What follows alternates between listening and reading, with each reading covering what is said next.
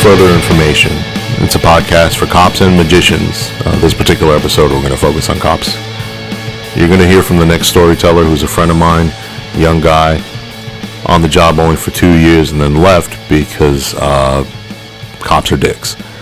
But he's going to tell his story, and you're going to hear what the challenges are for a young guy, a smart guy, an ambitious guy who I took under my wing and turned into an amazing guy, an amazing cop, and an amazing friend. Before we get to the episode, today's intro is going to be just a teeny tiny bit longer, so stay with me. By now, you've heard a couple of episodes. I'm still taking in your feedback. By now, you've hopefully listened to some of our episodes out there and shared the content with a friend. Hope you're subscribing on YouTube and giving us a like to let people know what you think. And most importantly, comment. Tell me what you think about the podcast, what you like, what you don't like. I do want to mention a few things that I forgot to address. When you hear censorship, again, that's important information that's being redacted. That is to protect my storyteller. I do also want to remind my listeners that everyone is working here and appearing as guests free and of their own time and out of the kindness of their hearts, including my producer and I. We will get some sort of donation platform up and going in a minute, but the best thing you can do right now is just share the content. Once we can build popularity, then we can justify charging you people and asking for handouts. That, or I can start selling my body under the 635 bridge in Farmers Branch. The last thing I want to mention is we need storytellers. Go to www.nfipodcast.com, submit your interest to be a storyteller, and we'll reach out to you. Please make sure you review the terms and conditions before you appear. I'm running out of friends to ask for interviews. And, eventually they're going to start asking for payment, and, they're going to come to my house because a lot of them know where I live. So by you not appearing on the podcast and telling your story, you're putting my life and my family's life in jeopardy. Have you ever noticed when, people get real serious, they start referring to it as a home instead of a house, and then they refer to their kids as children, right? So they go, when you come into my home and you threaten my children by not appearing on my podcast. Anyway, I hope you're enjoying the content. Let's take a listen to Officer Bob from Texas.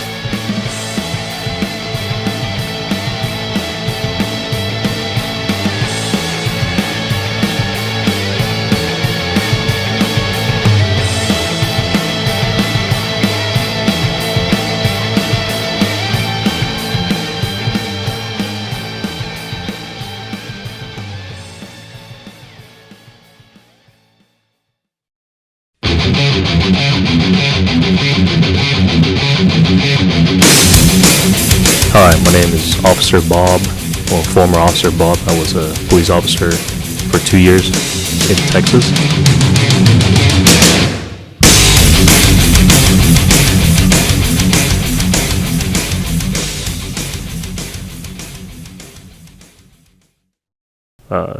Experiences where you have to go out on the street and figure that out during FTO. When it comes to talking to people, there's also an element too. I mean, you're young. Yeah. Right? So maybe not tons of life experience. You kind of have to learn how to talk to people, right? Oh yeah, I remember there were many times where I got punked. Well, give us a story. So there was this fencing company that was parking in the alleyway, and they were, fixing the fence, and so they had their truck blocking the entire alleyway. And this lady pulled up, and she was honking and hollering, trying to get him to move. And he basically told her, hey, you can just drive around the block, goes in through the other end, and just go to your house that way. But she was steadfast. She was like, nope, no, my house is right there. I am going to get to my house through this way. And so, the police came, and I was one of the unit that responded. And They send multiple units for a parking disturbance. Yeah, every call that we go to is per policy that we have to have 2 people. Small town bullshit. Small town bullshit. We're a population of 60,000 people, but small town to me. So I was one of the unit, and it didn't help that my other partner was also like around my age, so 21, 22 people. Fresh out the academy, young. Yeah. Yep, pretty much same as me. And I was talking to the lady, and he was talking to the guy who was fixing the fence, and it was just basically like, okay, we finished talking to our person. Now let's switch. And so I went to the guy and that was fixing the fence, and I was like, hey man, you can't be blocking the alleyway. You have to move. And I was dumb, so I couldn't recite the law. Like, you cannot block the alleyway. But I know that it is against the law that you block an alleyway. Sure. And so he was like, nah, man, I think you're just scared of her, man. Like, she was pointing fingers here and there, and she was yelling and screaming at you, man. I get it, bro. Like, I'll move. It's not a big deal. And he was just really, like, belittling me. And he was like, yeah, you're just a little pussy, man. Like, like, you get swayed, just because she told you to. And so it was. Was there any truth to that? I felt belittled. And the lady wasn't being mean to me, per se. It was more of she was frustrated that he was blocking her alleyway.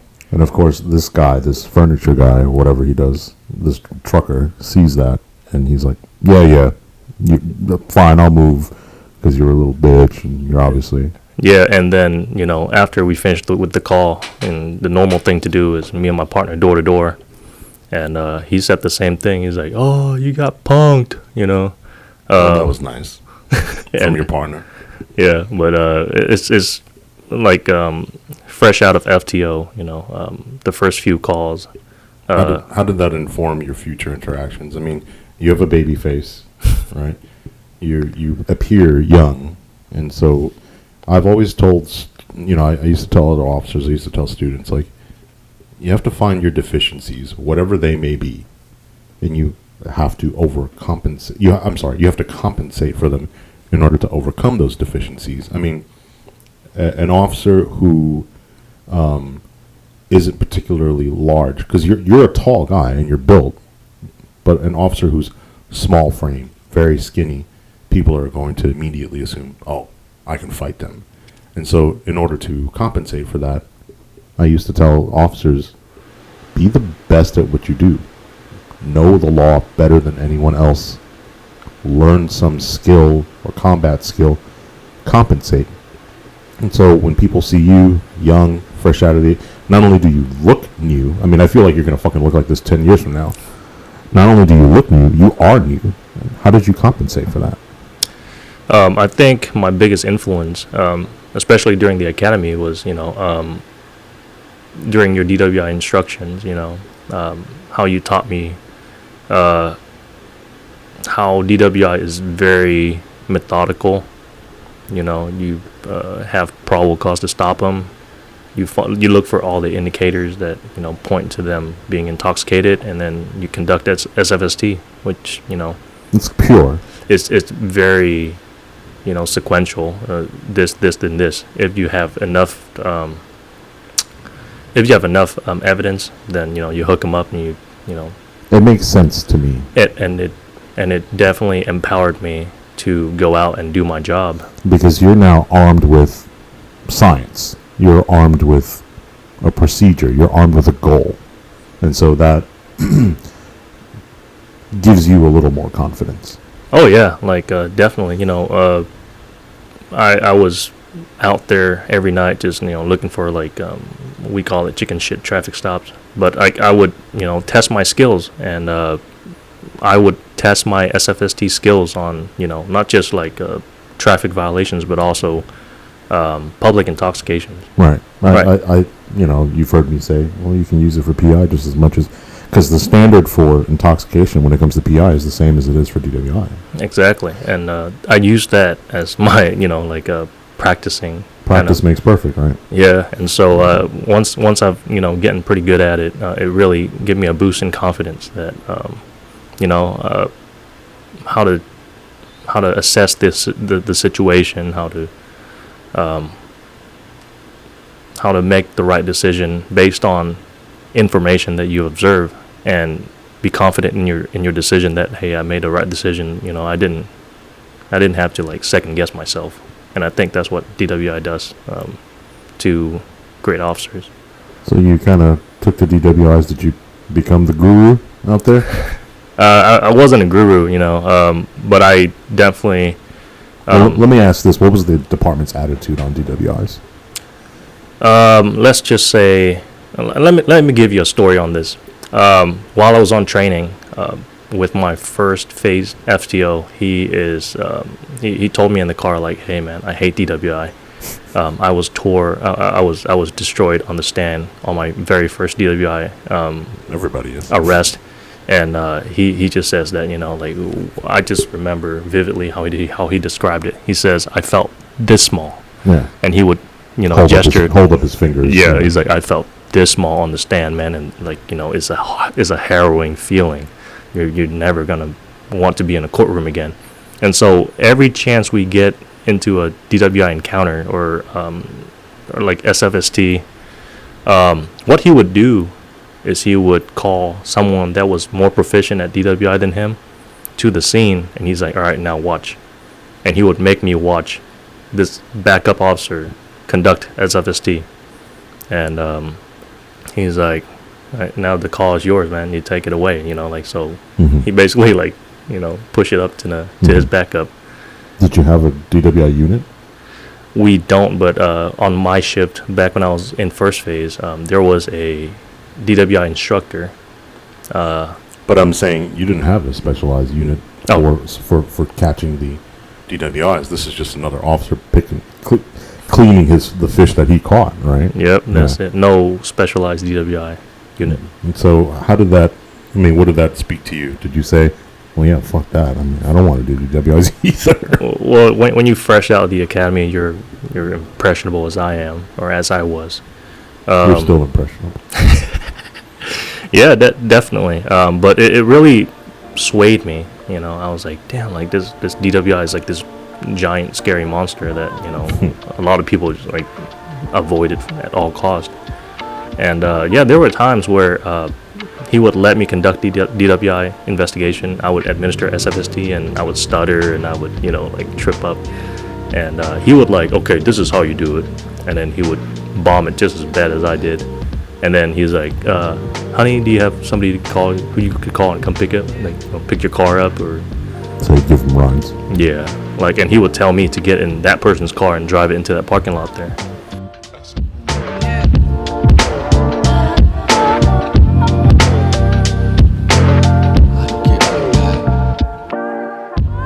But I felt like I was just so busy, dealing with, family violence and car crashes and just the daytime, alarm stuff.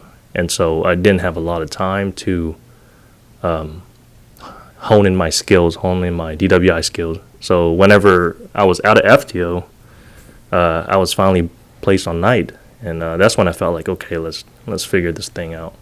And so you get your first DWI, you make the stop. Tell us about that. Oh, man. On your own. Yeah, so first night driving around by myself, man, I was super excited. Like, everybody wants to make their first night alone, a great night. So I was driving, I remember, on a service road going southbound, and there's a red light, and I remember it was around 1-2 o'clock in the morning, so like very, very late at night, early morning. And I'm kind of going over a hill, and all I saw was a car rolling past a red light. So I was like, okay, good enough for me. I tap record, and I kind of like catch up to him, pull him over, and we pulled over to the side of the road. And I was like, hey, officer, police department, you know why I stopped you? The whole spiel, the whole 7 steps violation. You asked him, do you know why I stopped you? you playing into that Southern cop role? Listen, boy. Well, funny. You got a broken headlight out. No, it seems to be working. It is broken now. Yeah. No, that's the joke, by the way. You don't have to. When you point out the joke, it's not that funny. Okay, thanks. Yeah. So the way I was trained was that, or the way that a lot of people told me was, when you ask them and they told you the offense that they committed, that in itself looks good on camera, that they admitted their own, Yeah, but you're a fucking dick. I've never once asked a single person, do you know why I stopped you? Because it's our job to tell them why we stopped them, right? Yeah. Yeah. And so, it's kind of speaks to that, like, that crowd culture, that you're part of this club now, and you're gonna, and in your defense, but none of this is an indictment of you, but there's an argument to be made. It's like, well, I don't know any better. I've never been a cop, so I'm gonna just do as when I'm in Rome, I'll do as I do. Yeah. And I think that is part of the reason, and the second reason is that I've never had any, I guess, real world practical job. Mm-hmm. Yeah. So if you see a bunch of people around you stopping every car, going, "Do you know why I stopped you?" Yeah, you're gonna do it. Right? Yeah. So I bought into that. Yeah. Was it a female driver? No, it was a young guy like me. Mm-hmm. He was in his 20s, and he said, "Yeah, I'm sorry. I need to get home. I'm running really late." At 2:00 in the morning. Yeah, so I was like, "So where you coming from?" And he turned over and showed me his shirt, and he's like, "I just came back from a Kid Cudi show." And I was like, "Yeah, where at, man?" So I was trying to connect with him because I know because you're so young and hip. Yeah, because you're so like I also listen to that type of music. Yeah, so he was like, "Yeah, man." Hello, fellow kids. So I just got back from the American Airlines Center. I took the DART there, so I just came back from the DART, and I know those things. Yeah. So okay, all right. The park and ride, and he's running late, and I was like, okay. Dallas. Okay, all right, go ahead. Yeah, go ahead. He's like, and you know what you are? You're like a bad nostalgia. You're like a Hallmark card. You're like, hey, do you remember this? All right. Yeah, let's keep the bully down here. Yeah. Oh, there's going to be more of that. Yeah, and so the natural question was, like concert, drinking. Gotta ask him that. So his eye was a little bit glossy red, but I didn't smell any alcohol on him. Mm-hmm. So I just asked, "Hey, man, you said you went to a concert. Did you have any drink, there?" And the classic answer, I had 2 beers. Mm-hmm. And I was always like, 2. And I was like, "What kind of beer is it? Is it a can bottle?" And he's like, "Oh no, it's 2 cans." And I was like, "Yeah, sure, man. Give me a second." And so I went back to my car, ran his DL, see if there's any prior, those kind of things, just to be thorough. And then in they have this thing they're called, it's like a code word. When you want somebody to come back you up, you say your unit number, and then you say routine. Mm-hmm. And they'll send you another one. Mm-hmm. And so my partner pulled up, and also per policy, you can't get anyone out of the car unless you have 2 people. Sure. So my partner pulled up, and he's just basically like a watcher. So I just tried to jog through my mind. I was like, okay, ask him about all the. What did that angry guy teach me? Yeah. Oh man. So I was like, so what's the? Let's start with the medical assessment questions. Make sure. I was sitting on your shoulder. Yeah. You fucking motherfucker! You better not fuck this up, you stupid little shit. I was like, I don't want to piss him off any more than I'm I have to. fucking watching you, motherfucker. I don't give a fuck where you are. Yeah, like gotta make him proud now. Yeah. So don't do that. Don't do that. So I pulled him out of the car. I didn't pull him out. I asked him to step out, and he was like, to his credit, he was super cooperative. Yeah. He was super nice. He's like, "Yeah, man. Like, look, I'm more than happy to go through all that." And so are you wearing any contact lens? Have any concussion? Like, is your limbs doing okay? You have surgeries anywhere? And then I went through the SFST, and the thing about night shift and looking into people's eyes is that first time I do it, I felt ridiculous, but my left hand was holding a flashlight above his head, mm-hmm. and then my right hand was a pen, mm-hmm. Going through HGN, and I observed 6 out of 6 on HGN, and I believe the walk and turn, he stepped off the line. And he start too soon, but I think that was me stuttering during the instructions. Sure. And first time. I remember I always struggle with articulating, like the instruction. Mm-hmm. Just because I stammers whenever I get nervous, and when you do something so technical, you get stammer, or at least me. Mm-hmm. But anyway, I had enough to hook him up, and I hooked him up, and I took him to the back of the car, and this is when his demeanor changed. He was like, "Man, I think you got the wrong person here. I don't think I supposed to be here." You got the wrong person. Yeah, cause oh, sorry, we were looking for another trunk. No, I think you're talking to my passenger there. Yeah. But no, he was in denial the whole way through. From the second I read him his DIC 24 form, mm-hmm.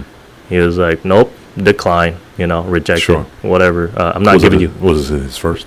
Yeah, it was his first DWI. He did not want to give me blood, so we went through that whole deal where you draft up a warrant, you call a judge at 3 a.m. Hey, judge, I just emailed you a warrant. Don't feel bad for them. They get paid well.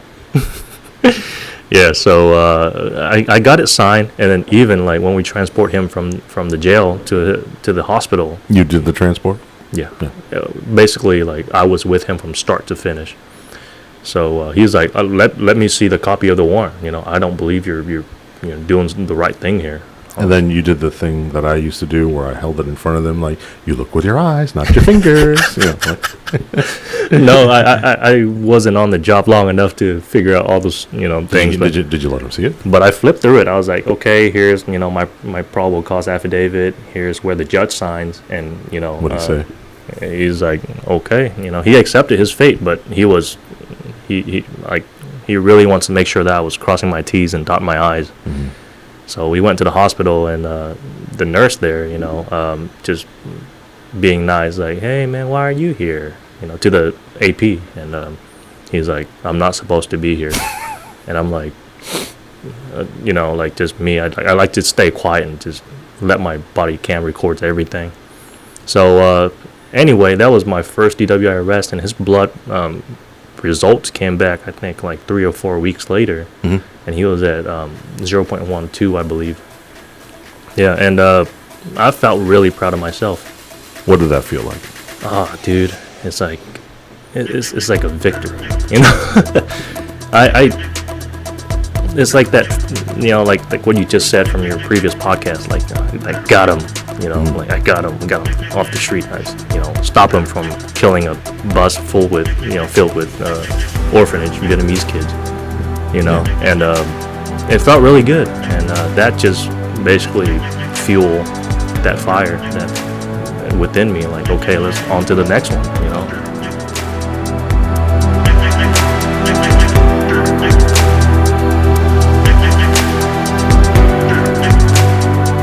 And it kind of made all your effort worth it, right? All the put downs and the pushback from him and all the bullshit and stuff.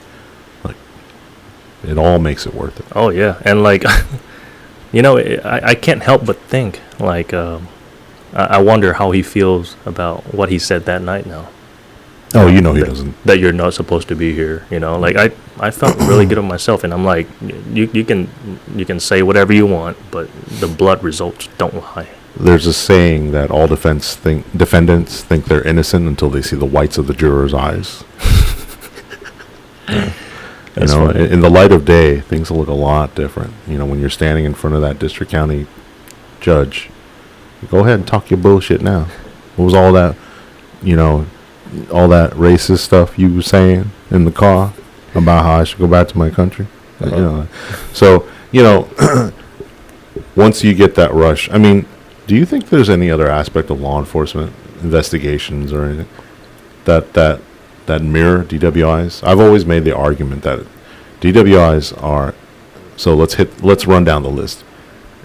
Something you can proactively do on your own every day that is based in science, that requires investigative and good interviewing and interrogation skills, that entails a lot of technical aspects that require that you kind of be on your game, right? Whether it's the SFST or the blood procedure or the breath procedure, and saves lives. It's something you can proactively do. And to get that feeling, I mean, I used to walk up to the car, and when I smelled that odor of alcohol, I got a little fucking justice boner. I was like, oh yeah, you fucking, I got you now, you motherfucker. Can you, I in my time, I can't correlate, because it feels great to put a child molester in cuffs. It feels great to get that bank robber coming out of the bank, holding the sack of money with a dollar sign on it for some reason. You know? Yeah. I was always like, why do they put the money in that? It seems obvious. No, but I've always felt that there's no aspect of law enforcement quite like DWI enforcement. Oh no, I think you're absolutely right. You know, you start chasing it too a little bit. Oh yeah, dude. And I think we're not going to get into it, but I think once you start having once your shift start leading in DWI arrest, that's going to reflect, very terribly to your city council and to the city mayor. There are no drunks in this town. We don't have any crime. I get it. We only have 2 bars in our city, but come on, dude. And I always think back, like whenever I'm out in the street, at 12, 1, 11 o'clock in the morning.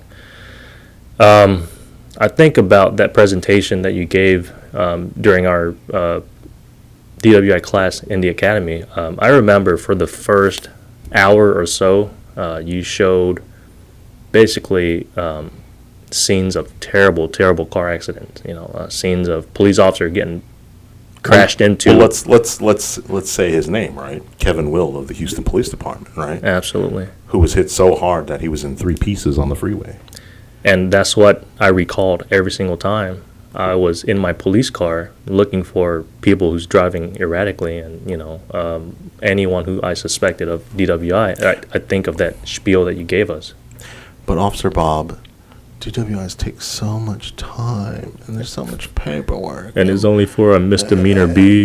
My fucking vagina has so much sand in it. Can you get some compressed air and blast it out of my fucking sandy vagina? I mean, that's the argument, right? I don't want to get torn up like your FTO, right? I don't want to get torn up on the stand. Get fucking better. Exactly. And I just don't get it, man. Like, the same analogy that you put in my mind was that, like, we're police officers. We run towards the gunfire. We fight, we go into dangerous situations every single day, and yet we're scared of a person in a 3-piece suit in a courtroom asking you questions. Yeah. Right? And that just somehow gave me a lot of courage, to be like, okay, what's the worst that I can get? Right. They tear me up. They make me look like an idiot. Sometimes I listen back to the things I've said, and I'm like, wow, poignant. Wow. Hold on. I'm still reveling in my poignancy, if that's a word. No, I mean, it's true, right? I mean, so, when we talk about, like, I may have brought this up before, but it's like, and, it'll be repeated on the podcast, but we'll fucking run over each other for a joint. These fucking departments, they'll post to their Facebook pages, like, the 2 joints, like, keeping the streets safe. Cops standing in front of it, like, we got $33 from this fucking drug kingpin. Say hashtag, fuck it. I'm like, okay, where are the posts about the DWI leaders? Nobody gives a fucking shit about DWIs, which I would argue has a far more direct impact on the deaths on the tangible, correlative, causative reasons for people's deaths. Yes, a person gets addicted to heroin and okay, shit, yes, okay, no question that drugs are bad. Okay, but how many cops have been murdered by a joint versus DWIs? And it's so anathema to me because we're so tough, right? Look at my 511 pants. It's a tactical fucking triple blade. This holster is a level 37. You gotta fucking put your dick in it and come into it to get the gun out. And we're so like, but ultimately, I think the bottom line is, a lot of people take the easy way out. Yeah, I think so. I think that when it comes to the action, like let's serve this warrant, let's do this traffic stop, let's do this family violence, let's respond to a shooting, whatever. We're quick to do that, but whenever we have to sit down and document what we just did, What? It was the paperwork. yeah, Case law. Article 18. yeah, like I mean, I hate to admit it, but I feel like that sometimes too. Whereas like, dude, I'm taking my fourth, like, theft like reports now. This guy skipped scan at Walmart. This guy fucking ran out the CVS without paying for it. I'm taking like 20 of those a day. Exaggerating, but yeah, I do feel like that sometimes. But we cross our T's and we dot our I's. And that's just like perks of the job. You do your job and you go home, and that's what you get paid to do.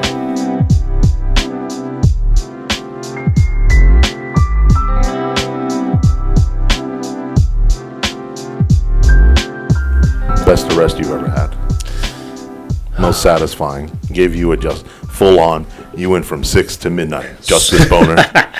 Just fucking, just hit the undercarriage of your Crown Vic. Yeah. We drive Tahoes, but yeah, that was before my time. The Crown I Vic. get it. Yes, you're so. Oh my God, you're so young and supple. Were you alive and during the Great Depression? Yeah, and back in the 1820s. When we were patrolling, I was a night watchman, right? Like here with a nightstick. Oh, here, all's well. 12 o'clock and all's well. I when I was the night watchman, I lit a green candle, a green lamp next to my door, so people would know that I was the one on duty. Oh, dude. What's all this then? But best caller you've ever had. So it wasn't really. My producer's laughing. It wasn't.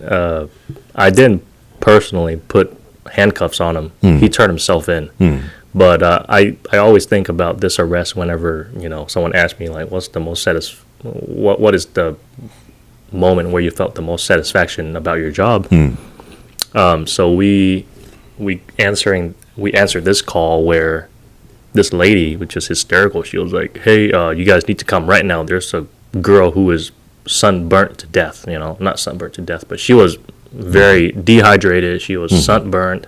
Day shift? This is obviously day shift. Yeah, this was back when I was on day shift. And she's banging on my door, and she's crazy, and we don't want to open the door because we don't know what kind of drug she's on.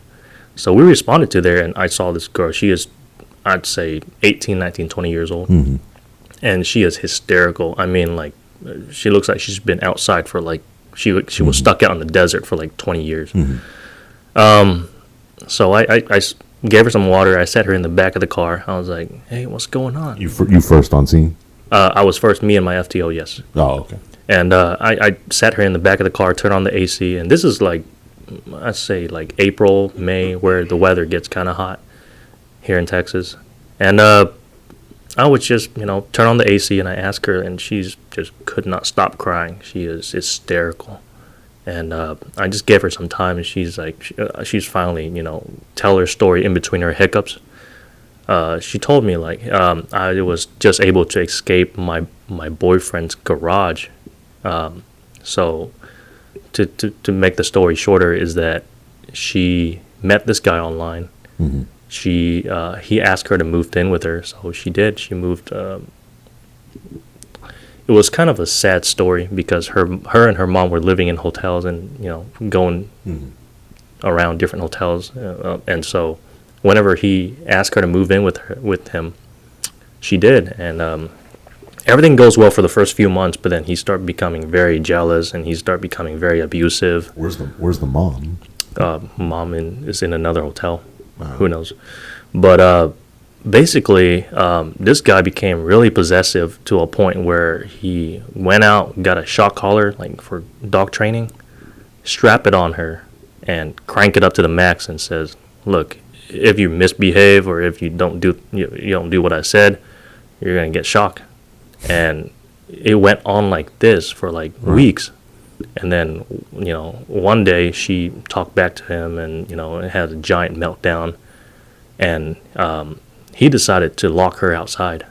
And then when she starts screaming and hollering, he locks her in his garage and just locked the garage. And, keep in mind, this is in the middle of May, June, super hot in there. And, there was a good chance that she might die if she couldn't escape. But miraculously, she escaped, and she went to the next door neighbor and she banged on the door. And that's how we responded. And essentially, we were able to narrow down like what kind of car he drives and what he looks like. Does she not know the address? She doesn't even know where she is by the point that we discovered her. She don't even know what city she was in because she was so severely distraught. She's in shock. Yeah, and so, but we were able to narrow down what kind of car he drives, and we knocked on his door. Obviously, he ain't opening. I'm sorry, if she's knocking on the neighbor's door, doesn't the neighbor just go, yeah, she came out of that house? No, or I think he kept her in his house, and would not let her get out. Just kind of keep her there. So nobody saw what house she came from? Yeah, I think she was able to escape the garage, and she just ran, I think across the street or next door. Right. But essentially, she was able to give us the the details of what car he drives. And while I was interviewing her in the back of my car, I saw that car drove by, and I got on the radio. My partner, was like, hey, there's a white Toyota driving around in the area. That could be the suspect vehicle. Could you guys It's always a white Toyota. I'm just making that up, but it's actually a white Chevy Malibu or a silver Dodge Charger. Yeah. So we circled the block and we searched the area, and I think once you see a few police cars in your neighborhood, you knew something's up. So he did not show up, and we took her back to our station trying to find the next of kin. She could not remember. She don't have a phone, number one. Number two, she don't know any contact information. All she knows is her mom's name. She don't have an ID, anything like that on her. So I think we had CID came in, and CID essentially was able to get her into one of those women's shelter place in Dallas, and that was the end of it. But I filed that police report, and we filed, I believe it was family violence impeding breath, which is a felony, and we started having. So you had the suspect's name at this point? Yeah, we were able to narrow him down. CID, I don't know what special tools they have, but they're very TLO or something. They're very quick on it. Yeah, so something. We learned that him and his dad were in on this. Him and his dad were some sort of really weird nuclear family, where they take in these young impressionable girls, and they would do all these mind games to them. But anyway, we knocked on the door, no answer, and we have a search warrant for him. We're having an arrest warrant for him, and you have both? No, we have an arrest warrant. I'm sorry. Yeah, and essentially, we got the word out hey, we're going after you. If you don't give yourself up now, we'll find you. And lo and behold, a week later, he dressed up all nice, button-up shirt, khakis. He walked into the police lobby. He's like, hey, I'm here to give myself up. And I was like, there you go. So I was personally the one that took him from our city jail to the county jail to Lusterit. And I filed an emergency protective order for his girlfriend against him, and I wrapped that up. And I just, every time I think back about it, I was like, that gave me the most satisfaction out of any arrest I've ever made. You were there for her in a time of need, right?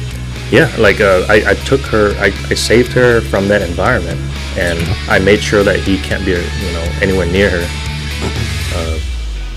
And I was the one that transported him from the city jail to the county jail, so I knew that he's being kept away for a long time, and she's better off now, and I think that made me really happy inside.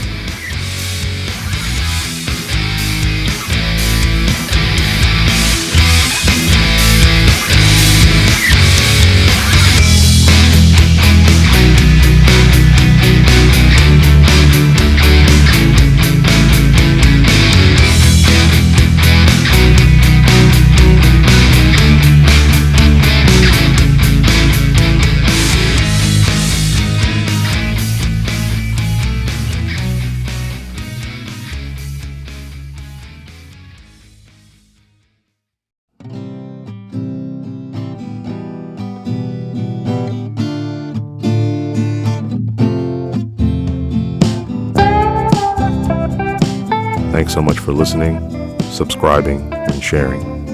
If you enjoyed this, tell a friend. Our next episode will be released next week. www.nfipodcast.com, YouTube at NFI Podcast, email podcast@nfipodcast.com. Stay safe out there, and remember, do your job.